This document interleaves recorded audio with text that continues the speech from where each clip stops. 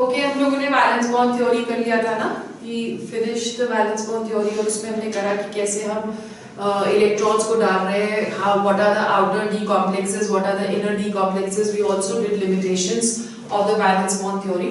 So just remember a few points from your competition point of view over here to see whether the complex that is outer D complex or inner D complex. There are a few points which I am going to tell you today. The first one is that for Mn positive ions, all those Mn positive ions which have 1, 2 or 3 electrons, 1, 2 or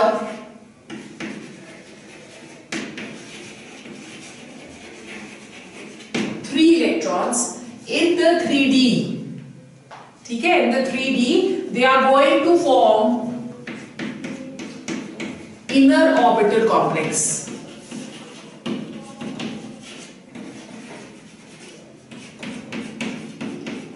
Right? So all those Mn positive ions which are going to have 1, 2 or 3 electrons in the 3D, they are going to form inner orbital complex. Number 2, which have D8, D9 configurations, they form outer orbital complex. Now you know that the inner orbital complex that is going to be low spin and the outer orbital complex that is going to be high spin. So in other words we can say that all those which have in D 1, 2 or 3 electrons, that is going to be a low spin complex, whereas D8 and D9 configurations is going to be high spin complex. ठीक है? फिर उसके बाद the third point which you should remember over here is that which have D4, D5 and D6 configurations. They may have both. They may form either inner or outer depending upon the kind of the ligand and the central metal atom. Okay, so D4, D5, D6 they may form both. They may form either inner or they may form either outer. Then if we are having complexes of platinum, palladium, nickel and gold in the +2 oxidation state, having D8 complexes or D8 configuration, they mostly form square planar complexes, right? So all those, that is platinum 2 positive, Pd2 positive, Ni2 positive and Au2 positive, which are having D8 configuration, they are going to form square planar complexes, and all those which have D0, D5 and D10, these are the configurations if present, then they are going to form tetrahedral complexes. ठीक है? So these are certain shortcuts or some points for you to manipulate the kind of complexes which are going to be formed. So with this we finish our valence bond theory. The second theory which we are going to discuss today, that is known as CFT or it is known as the crystal field theory. So we go on to CFT.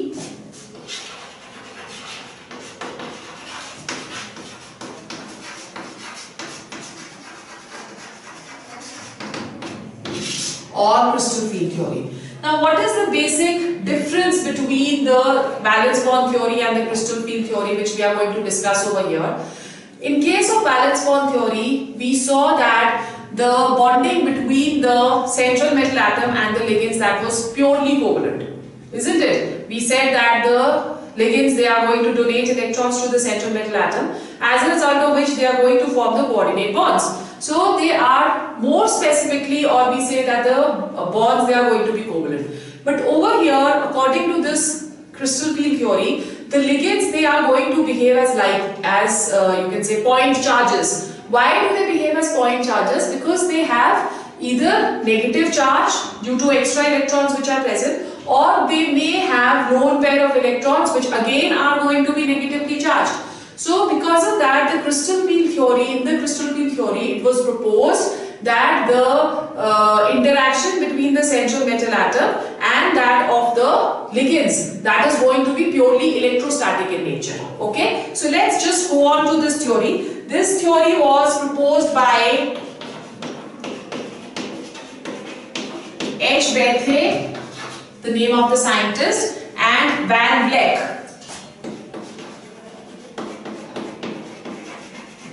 Van Vleck. Now what does this theory says? Initially this theory that was applied to the ionic crystals to explain their optical properties, right? Why do ionic crystals they show color? Why do ionic crystals they are going to reflect light?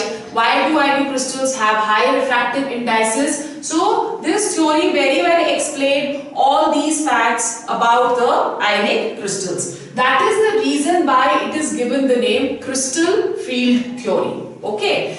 After that, as I just told you that the valence bond theory that is going to give us one, you can say the bonding between the central metal atom and that of the ligands that is going to be purely covalent in nature.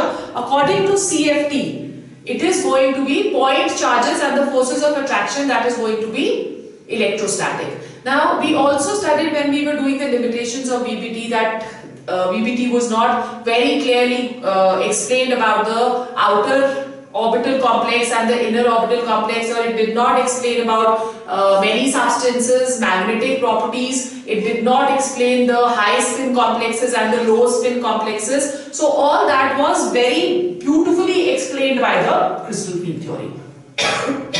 Right? So when we doing over here, we say that the CFT or the crystal field theory that is going to give us very satisfactory explanations about the outer D, inner D, about the high spin, low spin and the magnetic properties of all the coordinate complexes. Okay? So let's just go on to the main points of the crystal field theory. The first point is that the bonding between the ligand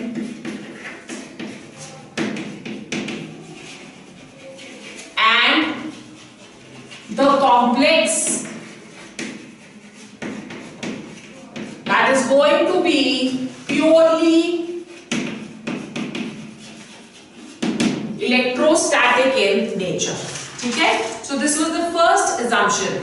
Now it is seen that according to this theory, the ligands they behave as point charges. And we know that the ligands they are of two types. One which we have is negatively charged ligands, right? So they are known as negative point charges. For example, we have F negative, we have Cl negative, we have Cl negative. All of these they are going to be known as negative point charges. And if the molecules are regarded, or if the molecules they are neutral, for example we have NH3, we have water. Okay, so if they are neutral, they are regarded as point dipoles, where the lone pair of electrons or the charged particle that is going to be directed towards the central metal atom. Because over here the bonding is because of what? It is going to be because of the negative charge. And over here the bonding is because of what? The bonding is going to be because of the lone pair of electrons. So there is going to be certain dipole which is going to be created if they are going to be neutral. And the negative charge will also point towards the central metal atom, and the dipole over here which is created, that is also going to point towards the central metal atom. Why? Because the central metal atom that is going to be positively charged, and secondly it also has vacant d orbitals. Okay? So this is the first point. Let's go on to the second point of CFT. According to this point, the arrangement of ligands around the central metal atom or the central metal ion is such that the repulsions between the negative charges and the dipoles should be minimum. So you know that at one time, if we're talking of coordination number of 6, there are 6 ligands which are going to approach the central metal atom. All the ligands, they are going to be negatively charged, or all the ligands, they are going to have lone pair of electrons. It is but obvious that there is going to be repulsion which will take place. So in a coordination polyhedra, as we had discussed earlier, the ligands, they are going to place themselves in such a manner that the repulsion between them, that should be minimum. So as a result of which we get 3 structures. One is the tetrahedral, which we had discussed already. The second one, that is square planar, both of them have coordination number of 4. And we have octahedral, which is going to have a coordination number of 6. Okay? Then we come to the third point, that the interaction between positively charged nucleus of the central atom and the ion, that is going to be of 2 types. So we have 2 types of forces which are in operation over here.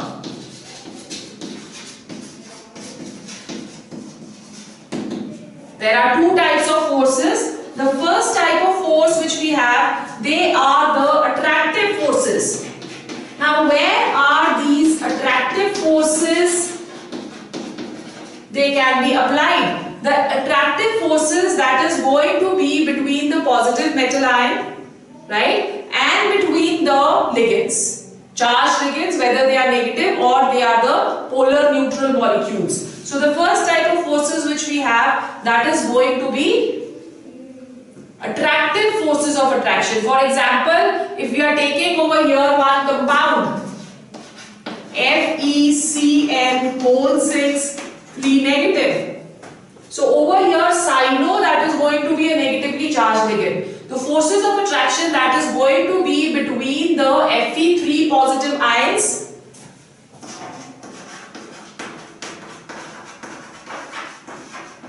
and Cn negative ions, isn't it? And if we are taking another example of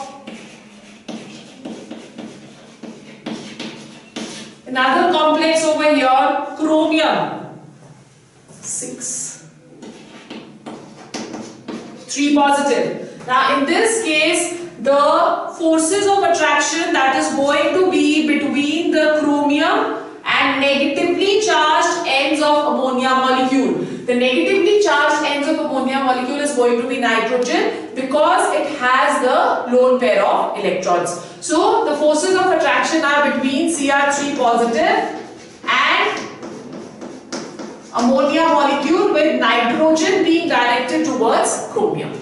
Okay? So this is what we have. Now over here, the bonds between both of them, that is going to be purely ionic. It is but obvious because the central metal atom is positively charged and the ligand, that is negatively charged. So the bonds, they are going to be ionic, right? So in this theory, there is no orbital overlapping taking place as it was taking place in valence bond theory. There is no orbital overlapping which is going to take place over here. Okay? Then the second type of forces which we have. Second type of forces which we have, they are going to be repulsive forces. Okay? So repulsive forces, they are going to arise between the lone pair of ligands and the electrons in the d orbitals, because when we were looking at the valence bond theory, there were electrons which were present in the d orbitals. So repulsive forces are between the electrons of the ligands and the electrons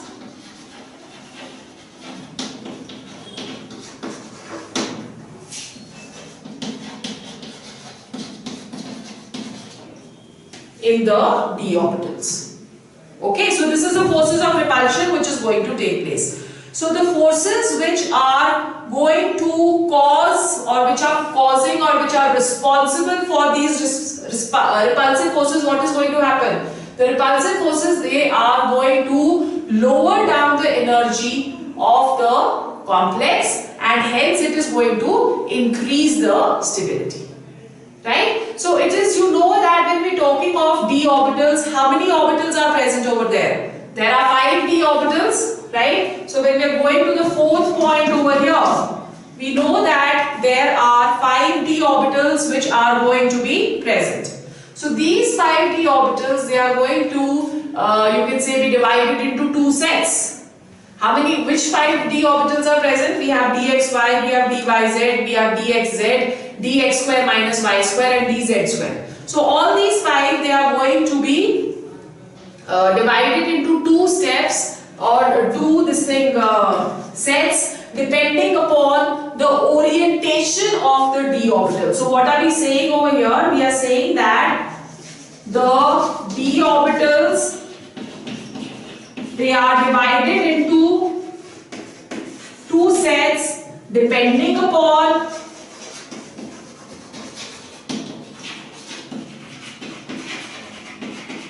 the orientation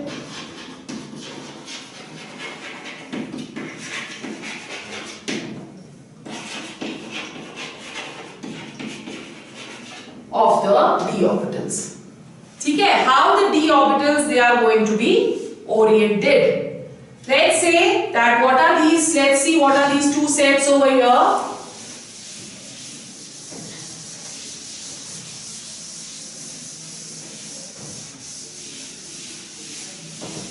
What are these 2 sets which we are going to discuss over here? Now over here we say that the first set that consists of dxy, dyz and dxz orbitals. The 3 orbitals amongst 5 which orient in the regions between coordinate axes. ठीक है? So they are going to orient in between coordinate axes. And what are these coordinate axes? They are going to be x, y and z, right? In between the coordinate axes, and these are said to be T2G orbitals, right? So they are said to be T2G orbitals. Now these orbitals, they are going to be non-axial in nature. They are going to be non-axial. What do you understand by non-axial? That they will be in between the axis x, y. When we are talking of x, y, that there are 2 lobes of D. You know this, na? There are 2 lobes of D. X, y means that the lobes, they are in between x and y. Okay? Y, z means that the 2 lobes, they are in between y and z. And xz means that the 1 lobe that is going to be between x and z. So they are not going to be on the axis. Therefore, they are said to be non-axial in nature. Right? Then when we are talking of the second set of orbitals, that is dx square minus y square and dz square. Both of these, they orient along the axis. They are going to orient, see over here we is saying that they are going to orient in between the coordinate axis. They are going to orient along the axis. Orient along the axis. Okay. So if they are orienting along the axis, it means these orbitals, they are known as EG and they are said to be axial. I'll just draw for you both of these, so that then you can, compare the axial and non-axial behavior. This is the z axis, this is y, or let's say this is x, this is y and this is going to be z. So dx square minus y square कहाँ पे lie करता है? On the x and y axis. So that is why it is going to be known as axial, because they are orienting along the axis. When you are looking at dz over here, it is a donut shape. This is z over here. Okay. So this is orienting along the z axis. Therefore, it is known as axial. So the ones which are not orienting along the axis but are orienting in between the axis, they are known as T2G. There are 3 orbitals, and the other one they are known as EG, and they are going to be 2 orbitals. And these are known as axial, the other ones they are going to be known as non-axial. Is it clear? Now, what are we saying? What is happening over here? We say that whenever there is an independent central metal atom present, all the 5 orbitals of D, they are going to be at the same energy level. If they are at the same energy level, they are said to be a set of degenerate orbitals. Okay? So we are saying that for an individual central metal atom, all the 5 D orbitals, they are present as the same energy level, and they are said to be a set of degenerate orbitals. Now when the ligands they are going to approach, what is going to happen? The electrons of the D block, they are, or the D orbitals, they are going to be repelled by the electrons of the ligands. Okay? As a result of which the energy that is going to increase. But still, all the 5 orbitals, they are going to be at the same energy level. So this is for an individual. When the ligands start approaching, the electrons which are present in this, they are going to be repelled by the electrons present in the ligands. So all these orbitals, they go to a higher energy level. Okay. Now the ligands which are approaching, what will happen? The ligands may approach either in the direction of the orientation, right? We are saying that here the orientation that is going to be in between coordinate. Here orientation is going to be along the coordinates. So we say that the ligands, they may approach either in the direction or they may approach in opposite directions. So if they are approaching in the direction of the electrons which are present in the D block, then there is going to be splitting of these orbitals which are taking place according to what we have seen over here. So we have now 2 sets.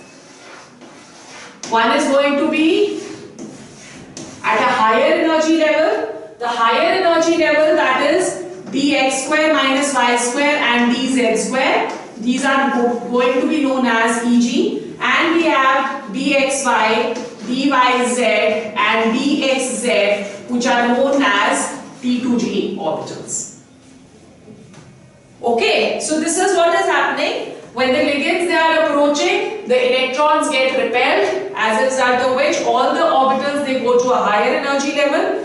Then the D orbitals, they are going to split into 2 sets of orbitals having different energies. This is known as crystal field splitting. So basically what is crystal field splitting? Crystal field splitting is the splitting of the D orbitals in different energy levels on approach of ligands. Okay? So that is what crystal field splitting is. Now the extent of splitting, that is going to depend upon 2 factors. One, that is going to be the number of ligands which are approaching, and number 2, the type of ligands which are approaching. Okay, so these are the 2 factors on which it is going to depend. Now let's talk of splitting of D orbitals in octahedral complexes. So this is what we have drawn over here. This is going to be splitting in octahedral complexes. Okay, so let's go on to splitting in octahedral complexes over here. Now when we are drawing any octahedral complex, let's say that this is the central metal. We have the ligand,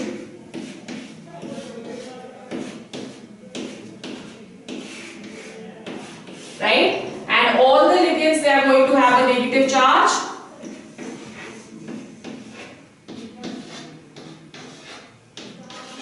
Right? So all the ligands, what they are having a negative charge. Let's say this is going to be a coordinate which is the z coordinate. Okay? Then we have this coordinate as the y coordinate. Okay? And this coordinate over here, that is going to be the x coordinate. So you can see over here now, there are 3 ligands. That is, in fact there are 4 ligands. Z which are on the coordinates x, y and z. All those which are, you can say, rotating or which are approaching towards the coordinates, that is going to result in splitting of the d orbital. So we'll just write down a few points over here. Number 1, electrons of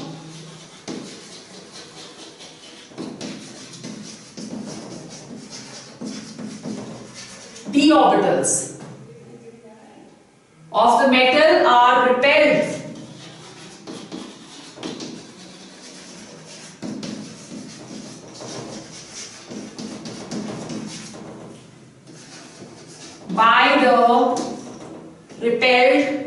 by the negative point charges of the ligand. By the negative point charges of the ligand.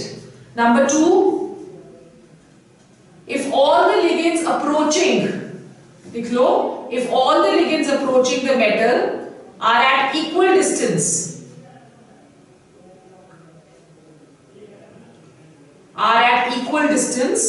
the energy of each of the 5 orbitals increase by the same amount. So that is what we have written over here, we've done over here. Okay? The energy of all the d orbitals increase by the same amount. Now this is going to be hypothetical. Why? Because the ligands approaching the cation, they cannot be at equal distances. Okay, so the third point you have to write down. Third point, if as the lobes of dx square minus y square and dz square point directly towards the ligands, the repulsions are going to be more. Okay? So because the repulsions are more, they are going to go to a higher energy level and we have Eg orbitals. Right? Then next point, if an electron is nearer to the electron pairs of the ligands than in dxy, dxz or dyz orbitals, with lobes pointing in between the ligands,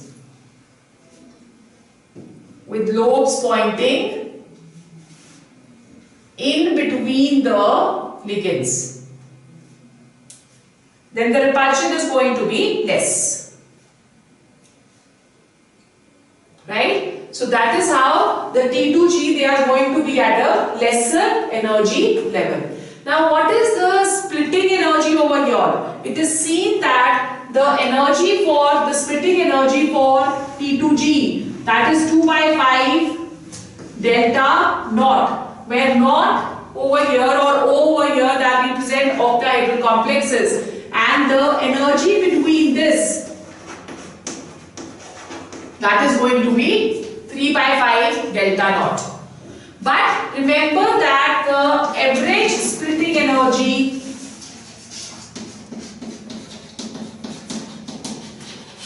that will be a constant. So if you are adding up the splitting energy over here, 3 by 5 plus 2 by 5, that will become equal to 1. So the average splitting energy, that is going to be the same.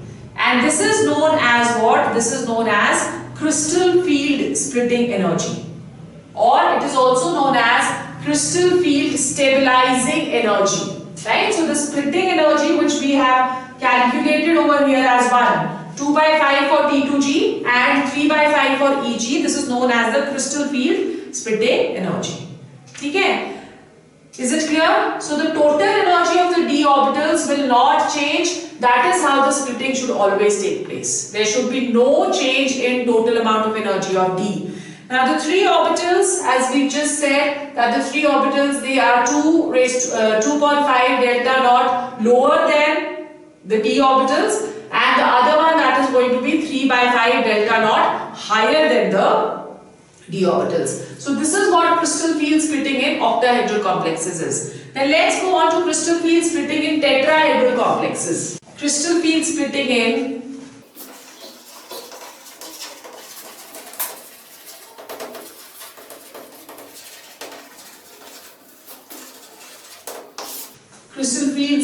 tetrahedral complexes. Now in case of tetrahedral complexes, the 3d orbitals, that is the T2g.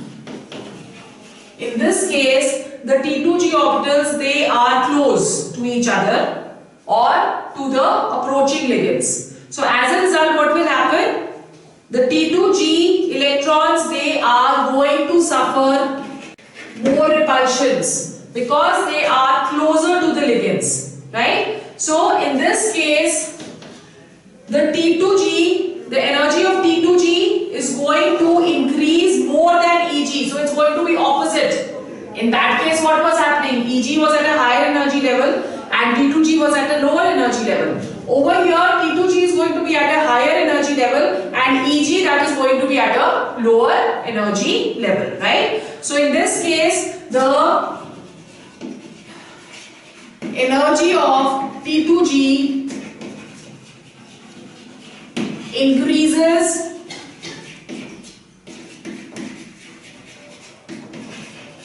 more than Eg, right? Now this, the energy gap in this, that is going to be represented by delta T, as we were representing it by delta naught in case of octahedral, where T over here stands for tetrahedral. Okay? Now when we are taking a relationship between delta T and delta naught, it is going to be equal to delta T, that is equal to 4/9 delta naught. Is it clear? Then we come to crystal field splitting in square planar. Here things are going to be very, very complicated.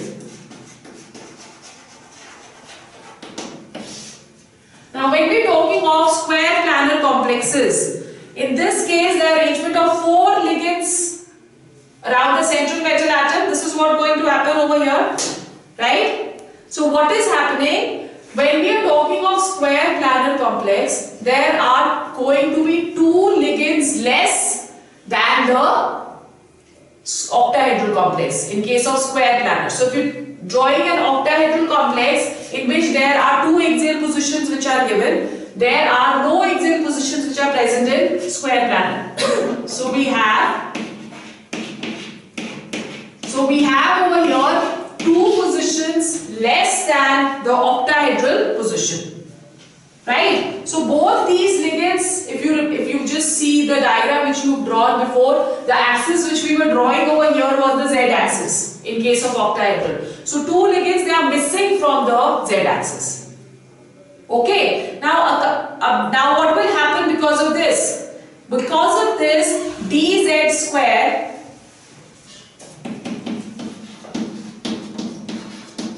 dxz and dyz, all of these 3 orbitals, they are going to have only one z component. They are going to have only one z component, which is going to be more stable. Okay? All of these 3, they have a z component which is going to be more stable. Okay, then the octahedral complexes. Now what happens to the lobes of dx square minus y square? Dx square minus y square, that is going to point towards the ligands. And this is going to have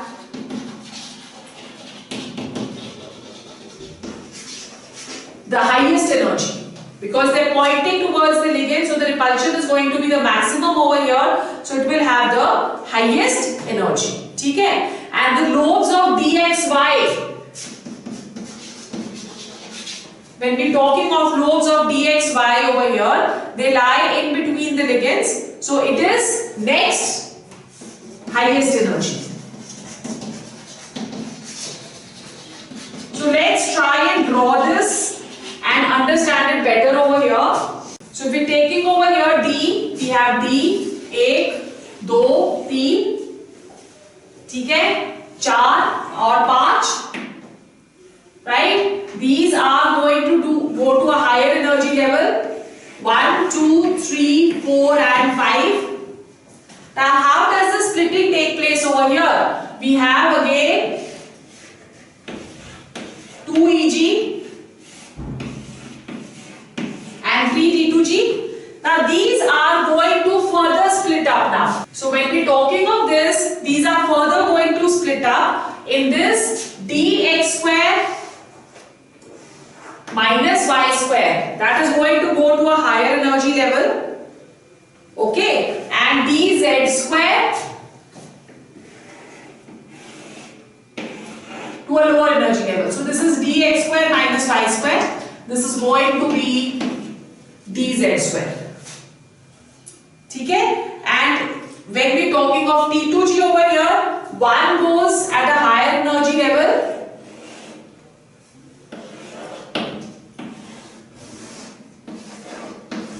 and two are at a lower energy level. So the one which is at a higher energy level, that is going to be dxy and dxz and dyz. That is going to be a lower energy level. So if you get a question to write down the order of energies in square field splitting or square planar complexes, then the order that is going to be dxz is equal to dyz is less than dz square is less than dxy is less than dx square minus y square. So this is a different splitting than what we have done in case of octahedral. Okay, that is why this is happening in case of dxy and dxz and dyz. That is, these are not going to be affected at all by the electrostatic field of the ligands. That is why their energy, that is the lowest. Okay, कितनी कोई भी एक किसी भी एक d orbital की field कितनी effect होती है by approachment of ligands, उसके basis पे the splitting that is going to take place. Clear? Then we come to another important concept over here, spectrochemical series.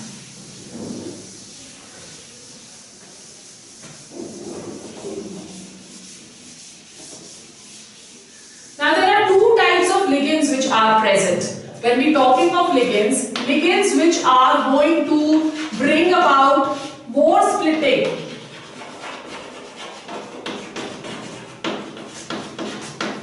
of the d orbitals, they are said to be strong field ligands. Okay. So those who are going to get more splitting, that is these ligands, they can approach the central metal atom with greater ease, right? So because they can approach the central metal atom with greater ease, as a result of which they are going to bring about more splitting, and they are known as strong field. And those which approach the central metal atom with difficulty, they are going to cause less splitting, and they are known as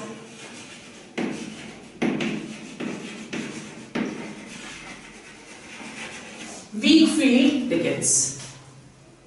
Okay, now the spectrochemical series that gives us an arrangement of the ligands. Spectrochemical series, it gives us the arrangement of ligands in order of increasing field splitting, increasing crystal field splitting.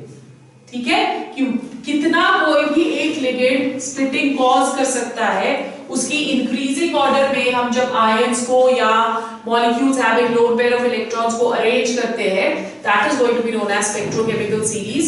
So this is important for you because only this can help us to know that how much splitting is going to take place, whether pairing will take place or not, or whether the complex that is going to be low spin or high spin. Okay? So let's see over here the spectrochemical series. We are going from weak field to strong field.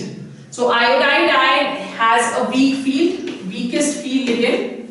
Okay? Then we have bromide, then we have chloride, nitrate, F negative, उसके बाद OH negative, oxalato, after oxalato is H2O. H2O is generally taken as the center. So after H2O, all the strong field ligands they are going to begin. So we have H2O, then we have pyridine, which is going to be equal to ammonia over here. Then we have ethylene diamine. Then we have dipyridine. Then we have orthophenyl, right? And after orthophenyl, we have NO2 negative. Then we have cyano and the carbonyl, which is going to have the maximum splitting capacity. So all these below, they are going to be weak field ligands, and all these they are going to be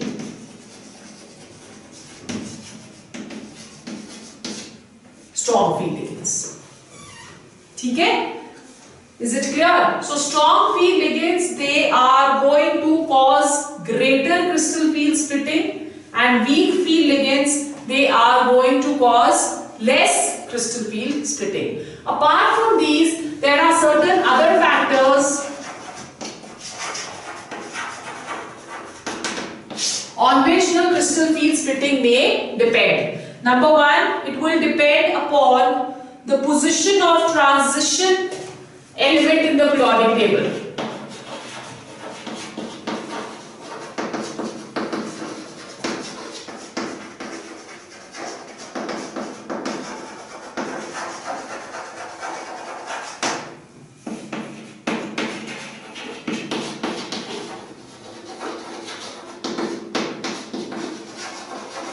Right? So what is the position of transition element in the periodic table? On that also crystal field splitting that is going to depend. So if you're going down the group, the crystal field splitting for octahedral complex increases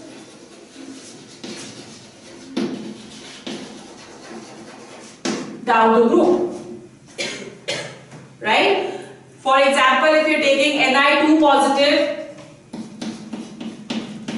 and we are taking Pt2 positive. So nickel belongs to the 3D series and platinum that is going to belong to the 5D series. Okay, so we're going down the group over here. It is observed that platinum complexes, they are going to have large crystal field splitting. Clear? So as you're going down the group, the crystal field splitting that is going to increase. Then number two, it will when we are, in fact, there's a number which is given to us when we're going down the group. It is seen that for the second transition series, the crystal field splitting is almost 50% more than the first transition series. Okay, so nickel or platinum there's going to be a difference of 50%. And the third transition series is about 25% higher than the second transition series. Is it clear? Then the second, it will also depend upon the oxidation state of the central metal ion. It will depend upon the oxidation state of the central metal ion. Generally, the ones which have higher oxidation state, they are going to cause more crystal field splitting. So if you're talking of CO2 positive and CO3 positive, CO3 positive is going to cause greater number of splitting. Then third, it will also depend upon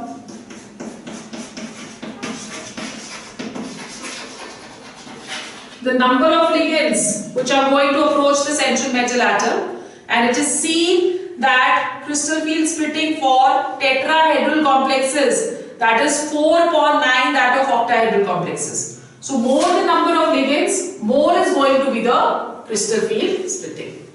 Is it clear? So let's now distribute the electrons in case of T2G and EG. So we're talking of complexes of the type D4.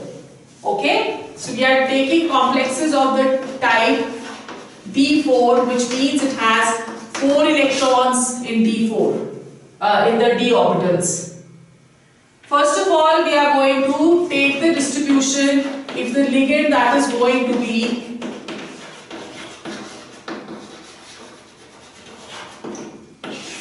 weak field ligand. So we know that the weak field ligand that is going to cause less splitting. If this is T2G, the energy difference between the T2G and EG, that is going to be less. So as a result of that, Hund's rule of maximum multiplicity that is going to be followed if weak field ligands are present. That means that pairing will not take place until unless each of the ligand that has been singly filled. Right? So the 4th electron can easily enter into the EG because the energy difference in this case that is going to be less. Now there is another kind of energy which we discuss over here, which is the pairing energy. Right? So over here, the value of delta naught, this is the value of delta naught which we have. Okay, over here the value of delta naught, that is going to be less than pairing energy. Because the value of delta naught is less than pairing energy, therefore no pairing will take place in such type of complexes. Okay, and complexes over here, as you can see that the complexes, the electrons, they are filled up in 2 different levels of orbitals. So, and all of them, they are going to be unpaired over here. They are going to form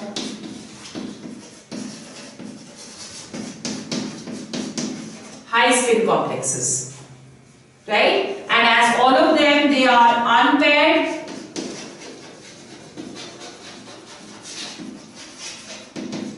So they are going to form paramagnetic substances. Now just see a comparison with the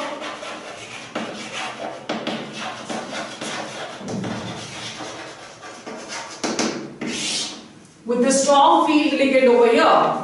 When we're looking at the comparison, in case of strong field ligand, you see that the crystal field splitting that is going to be more than that in the weak field ligands. Okay? So as a result, the filling up of orbitals take place against the Hund's rule of maximum multiplicity, where pairing that is going to take place at the T2G level only. Okay, now over here, what is going to happen? The crystal field splitting energy that is going to be greater than pairing energy, therefore pairing that is going to take place over here. Okay, this is going to form a low spin complex, and of course it is going to be paramagnetic with 2 unpaired electrons.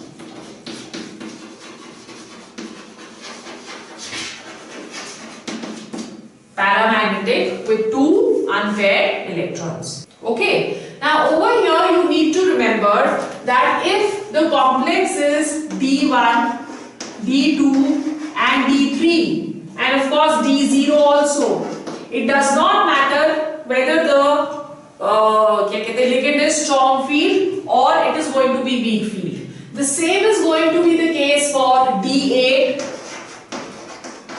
D9 and D10. So for all these complexes, the approachment of the kind of ligand is not going to be important. Right? So it is going to have the same arrangement for both strong field as well as weak field ligands. Then when we are talking of D4, D5, D6 and D7, Over here the arrangement will depend upon the kind of ligand, whether it is strong field or it is weak field. Is it clear? So in case of weak field ligand, the number of unpaired electrons are always going to be more. In case of strong field ligand, the number of unpaired electrons, they are always going to be less. समझ आ गया? Now over here, how will you calculate the crystal field splitting energy, which is more commonly known as CFSE, crystal field splitting energy, that can be calculated with a formula of minus 0.4x plus 0.6y delta naught, where x, that is going to be equal to number of electrons occupying T2g orbitals, number of electrons occupying T2g orbitals, and y is number of electrons occupying EG orbitals.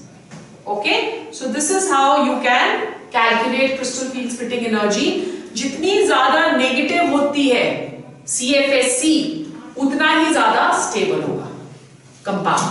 Lower the value of crystal field splitting energy, more stable is going to be the compound. So this is all about crystal field splitting. We are only left with one lesson over here in which we are going to discuss the color, the magnetic properties, and we have another topic in your syllabus which is the metal carbonyls. That generally I've seen that comes in your competitions. Organometallic compounds, that is not in your syllabus. So we left with 3 small topics over here which we will be discussing in our class lesson, and then we start with organic chemistry. Okay?